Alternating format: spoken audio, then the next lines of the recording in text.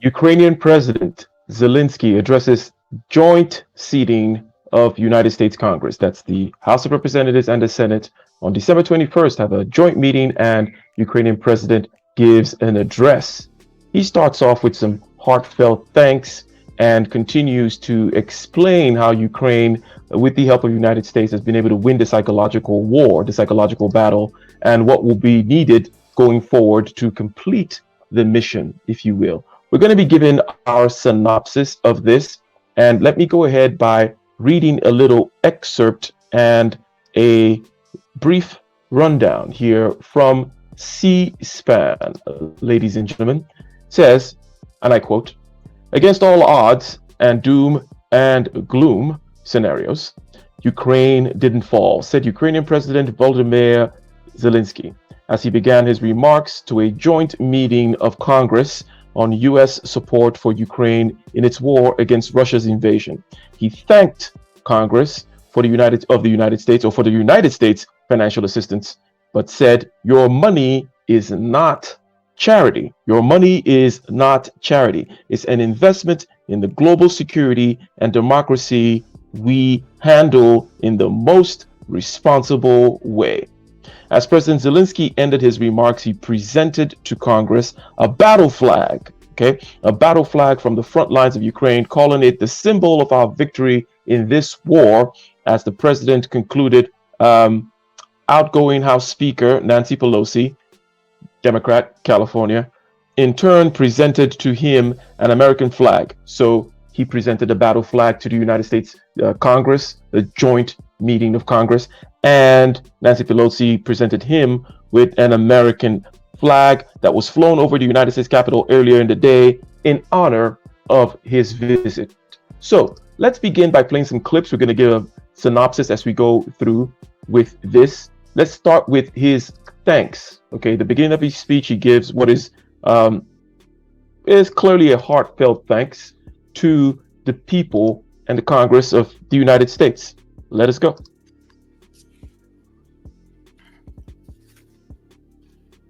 Dear Americans, in all states, cities, and communities, all those who value freedom and justice, who cherish it as strongly as we Ukrainians, in all our cities, in each and every family, I hope my words of respect and gratitude resonate in each American heart. Madam Vice President, I thank you for your efforts in helping Ukraine. Madam Speaker, you bravely visited Ukraine during the full-fledged war. Thank you very much. Great honor. Thank you. So heartfelt thanks we hear there, and as you can see, he's wearing his green outfit, no suits. Okay, no suits. Good public relations move there when he started wearing the green, the army green stuff, and he is addressing a joint session of Congress wearing that. Okay, now there was a press release earlier on that day from the Secretary of State. Okay, as it says here, 1.85 billion in additional U.S. military assistance, including the first transfer of Patriot air defense, and this is to counter the Russian artillery superiority at this point. So let's go ahead and read this press statement from Anthony J. Blinken, Secretary of State, okay, December 21st, 2022. And I read, as Russia continues its brutal attack against critical infrastructure in Ukraine, the United States welcomes President Volodymyr Zelensky to Washington, D.C. today to underscore our enduring commitment to the people of Ukraine. Over the past 300 days, the Kremlin has tried and failed to wipe Ukraine off the map. Now Russia is trying to weaponize winter, by freezing and starving civilians and forcing families from their homes. In response, President Biden will announce today that United States is providing critical new and additional military capabilities to help Ukraine. Okay, new military capabilities to help Ukraine defend itself from Russia ongoing brutal and unprovoked assault. I read on. Pursuant to delegation of authority from the president, today I am authorizing 28 drawdown of U.S. arms and equipment for Ukraine since August 2021. This 1 billion drawdown will provide Ukraine with expanded air defense and precision strike capabilities, as well as additional munitions, critical equipment that Ukraine is using to effectively to defend itself in the battlefield. The Department of Defense is also announcing 850 million, hence we have 1.85 billion total. 850 million of security assistance for Ukraine today under the Ukraine Security Assistance Initiative. This will bring total U.S. military assistance for Ukraine to an unprecedented 21.9 billion. 21.9 billion. This is great for the military industrial complex, by the way. For those of you whom are in that industry, I'm sure you'll be feeding fat for a while, because not only do these weapons have to be produced and sent over, they do have to be replenished. You have to replenish the American arsenal as well. So for the next year, for those of you in the industry, or for those of you whom are looking to invest, I suspect that 2023 will be a good year for military industrial complex. Well, I continue. Today's assistance for the first time includes a Patriot air defense system capable of bringing down cruise missiles, short-range ballistic missiles, aircraft, and significantly high ceiling than previously provided air defense systems. Okay, the United States will continue to work closely with more than 50 allies and partners worldwide in support of the people of Ukraine as they defend their freedom and independence with extraordinary courage and boundless determination. We will continue to support Ukraine for as long as it takes so that Kyiv can continue to defend itself and be in the strongest possible position at the negotiating table when the time comes. When the time comes to the negotiating table, notice how that was slipped in there, basically still saying, hey, that diplomacy still is on the table. Okay, after all, he is the Secretary of State, and this is the diplomatic arm of the, shall we say, federal government, the State Department, that is. And the idea that at some point negotiations has to take place is slipped in here at the end, that we want Ukraine to be in the strongest possible position, okay, strongest possible position at the negotiating table when the time comes. Russia alone could end the war today. Until it does so, we stand united with Ukraine. So, as I said, this 1.85 billion is good news to the military-industrial complex, but also good news to Ukraine. Okay, and I don't say the military-industrial complex just tongue-in-cheek or to be unnecessarily provocative, but it is true that when one looks at an economy such as we're in right now, not many industries are going to be doing very well. But given the fact that we are going to be given more assistance to the tune of 1.85 billion to the Ukraine, this is a good projection. We are drawing down a whole lot of our weapons, handing it over to them. We're going to need to replenish that.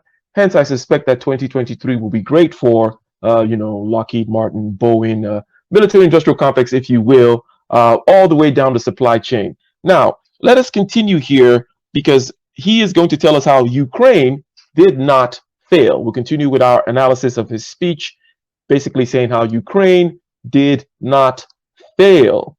Okay? Present in this chamber and spread across the country, dear journalists.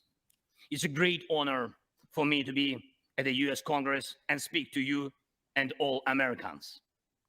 Against all odds and doom and gloom scenarios, Ukraine didn't fall. Ukraine is alive and kicking.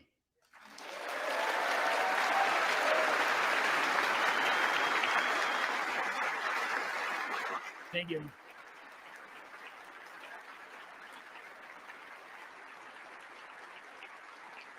And it gives me good reason to share with you our first joint victory.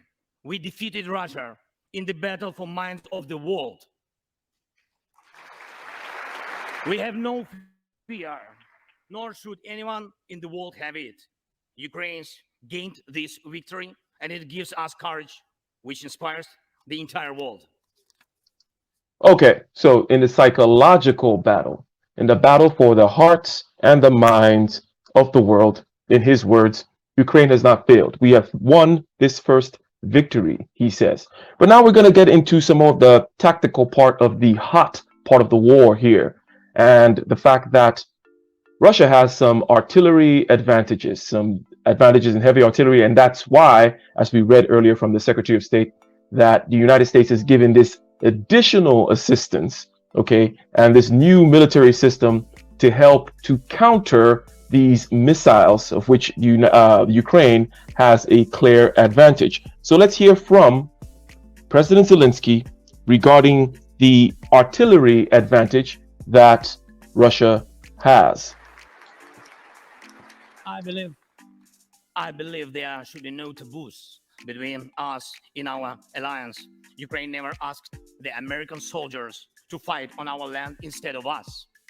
I assure you that Ukrainian soldiers can perfectly operate American tanks and planes themselves.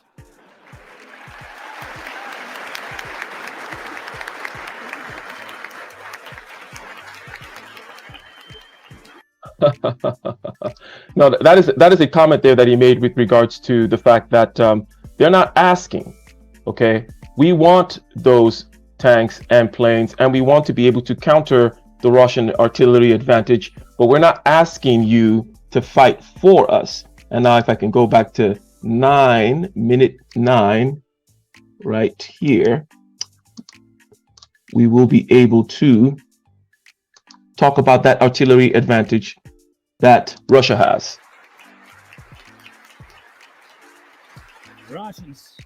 Russians use everything they have against Bakhmut and our beautiful cities.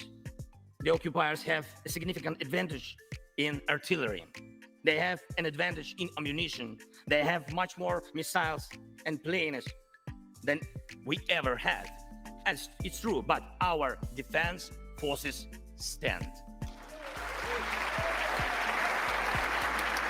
So we get the picture. Lots of applause, lots of interruptions in the speech here. But let's remind ourselves of what we know so far. 1.85 billion. 1.85 billion in addition, reaching the total now being 21.9 billion, an unprecedented figure in terms of the support of the Ukraine. And this basically means that the military industrial complex will be doing rather well in the year of 2023. This is speculation on my part, but it makes sense. We see the dollars, we see the flow of the dollars. These things do have to be replenished. We don't know how long this war is going to continue. The Secretary of State does emphasize, though, at the end of the press release, that this is all to put Ukraine in a strong footing for when it is time for negotiation. That basically negotiations still have to take place. Diplomacy has to take place. We're not going to go all the way. We can't go all the way with a nuclear power. That would be a total disaster. Okay, we don't want to do that. However, it is in the hands of Vladimir Putin to end the war. So goes the thought of the Secretary of State. And until they do so, we stand firmly with Ukraine. Now, what is the responsibility of the United States with regards to this? And what's the responsibility of the world? And what's the responsibility of Ukraine? We're going to end this little short synopsis here by what President Zelensky has to say about that, about the responsibility of the Ukrainians, the responsibility of the world, and the part that the United States has to play in the world. Ladies and gentlemen. I know that everything depends on us, on Ukrainian armed forces, yet so much depends on the world. So much in the world depends on you. When I was in Bakhmut yesterday, our heroes gave me the flag, the battle flag, the flag of those who defend Ukraine, Europe, and the world. It's a battle flag of which we talked earlier. Battle flag was handed over to Congress, and then Congress gave President Zelensky an American flag. At the cost of their lives. They asked me to bring this flag to you, to the US Congress, to members of the House of Representatives and senators whose decisions can save millions of people. So let these decisions be taken. Let this flag stay with you, ladies and gentlemen. This flag is a symbol of our victory in this war. We stand, we fight, and we will win because we are united. Ukraine, America, and the entire free world.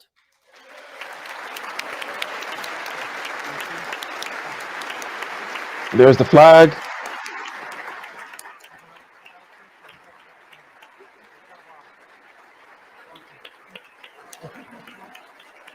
and hand it over to Nancy Pelosi. Nancy Pelosi and Vice President are holding the flag up, and we have an American flag. If I can, the last thing, thank you so much. May God protect our brave troops and citizens. May God forever bless the United States of America. Merry Christmas and happy, victorious New Year. Slava Ukraini.